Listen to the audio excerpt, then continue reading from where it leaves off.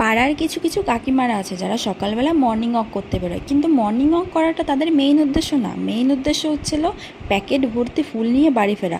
যদি হাঁটতে বেরিয়ে দেখে যে রাস্তার পাশে কোনো ফুল গাছ বা কোনো বাড়ির মানুষ এখনও ঘুম থেকে ওঠেনি, সেই বাড়ির গাছে ফুল ফুটে আছে, ব্যাস তাহলে তো কোনো কথাই হবে না, সঙ্গে সঙ্গে একটা প্যাকেট বের করে ফুলগুলো তুলে নিয়ে ব্যাস ওখান থেকে কেটে পড়বে।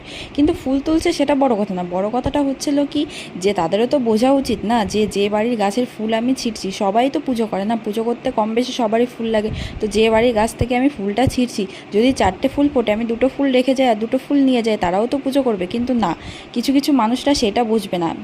তো যাই হোক, যারা বোঝে না তাদেরকে তো আর বলে লাভ নেই। তো কিছুদিন ধরে ঘুম থেকে উঠতে লেট হয়ে যাচ্ছিল বলে গাছে একটাও ফুল পাচ্ছিলাম না, কিন্তু কে নিয়েছে সেটা তো আর আমি দেখিনি, এখন কাকে বলবো।